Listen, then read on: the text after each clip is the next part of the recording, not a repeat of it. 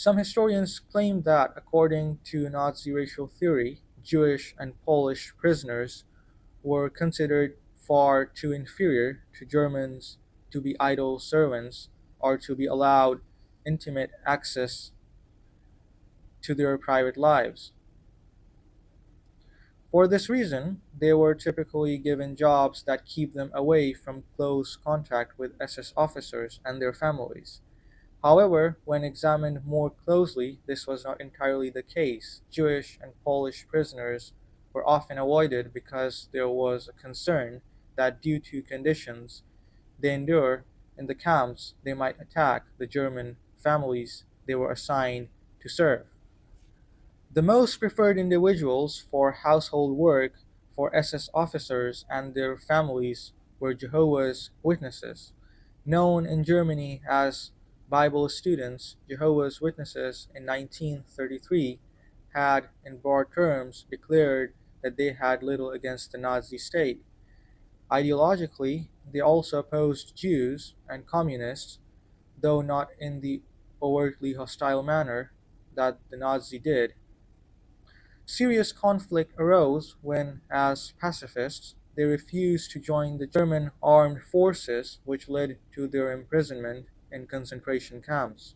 Now, Jehovah's Witnesses can be better understood through the story of Alice Abt, one of several hundred German Jehovah's Witnesses sent to Auschwitz. Her story is also told to us by Lawrence Rees in his book.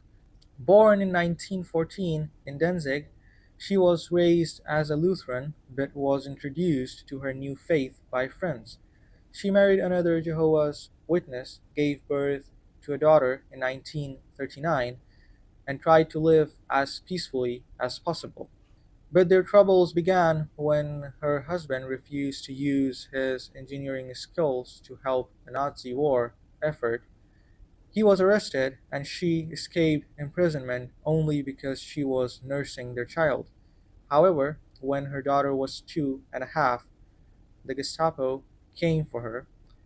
In a heart-ending scene with her little girl calling out, "Leave me, my mommy," and grabbing at the trousers of the Gestapo officer, Essel App was taken away and her child was left in the care of friends. Before Auschwitz, Els Abt had scarcely even encountered Jews. "I never went to Jewish shops," she says, "and I didn't like it when I heard that my mother was going there, because they always had high prices. That's why I never bought anything from a Jewish shop, because they always charge higher prices and then they would give us a discount. And the stupid people thought they were only paying half price. That's true, I saw it in Danzig. They would calculate prices in a certain way. That's personally my opinion, but I don't have anything against the Jews. When we were in the camp, when I was sick," she further writes, "a Jewess came and wanted to wash my coat. She wanted to do something good." Once at Auschwitz, Alice Abt was told that all she had to do to secure immediate release was to renounce her faith. The Jehovah's Witnesses were thus the only category of prisoners in the concentration camp system who could simply sign a declaration to obtain their freedom, but the majority did not. For many, like Alice Abt, believed Auschwitz was a test. She says, "I had read in the Bible the story of Abraham, and he was told to sacrifice his son, and the Bible says he was willing to do it. But then our Creator Jehovah saw that he was willing to, and so he didn't allow it. He just wanted to test his faith, and that's what I thought." And so the German Jehovah's Witnesses became the perfect house servants for SS officers at Auschwitz, much preferred to Poles, who were used only when there weren't enough witnesses to go around.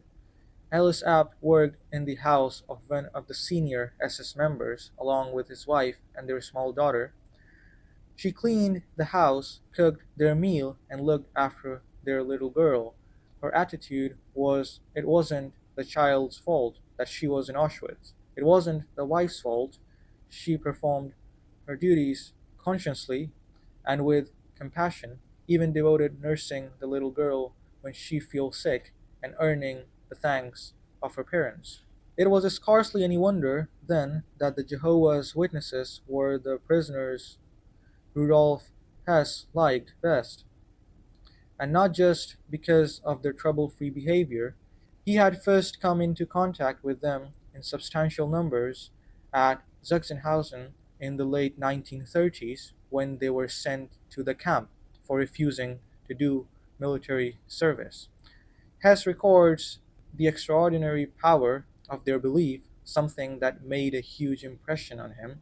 When they were flogged for not conforming to the rules of the camp, he says that far from begging for mercy, they asked to be thrashed again so they could suffer more for their faith.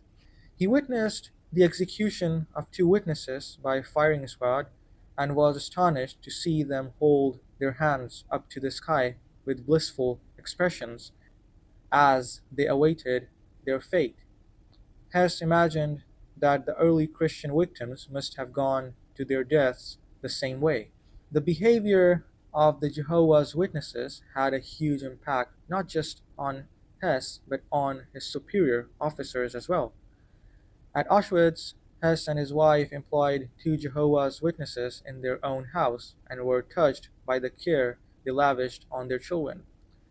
Hess described many of the witnesses as wonderful beings. Significantly, Hess also recorded that he believed the witnesses felt it was right that the Jews should be exterminated, as their ancestors had been the ones who handed Jesus over to be killed.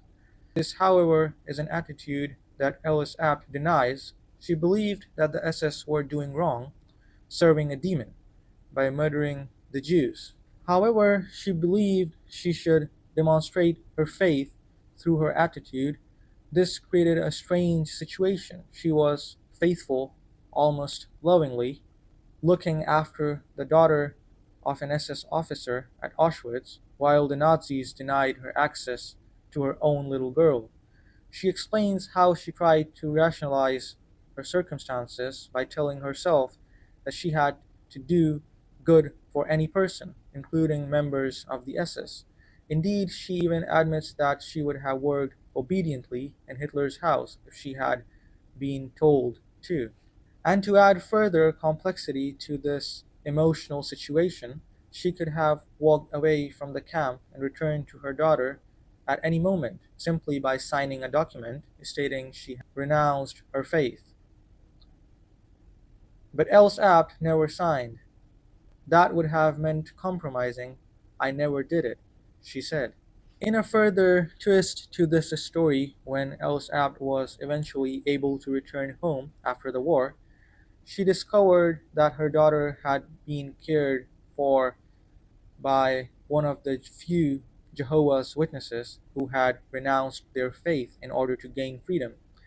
She says, "We came to visit him and his wife because they had brought up our daughter, and he cried like a child because he was a coward." Alice Apt was not particularly grateful to him for taking care of her daughter. She later says, "I wouldn't have been worried, my child.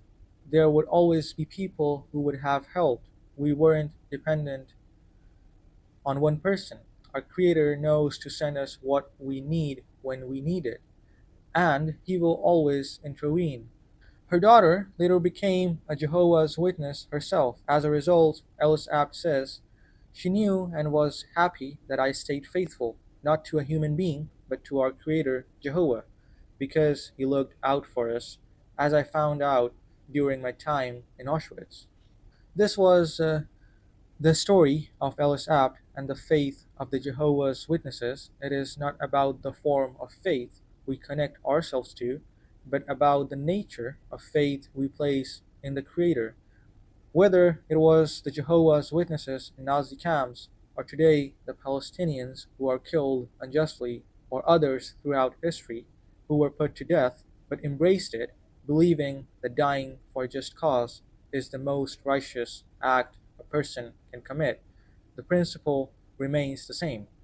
The fearful are those who act only in their own interest for personal gain, but those who care about goodness and justice for all will always seek a noble death, a noble life.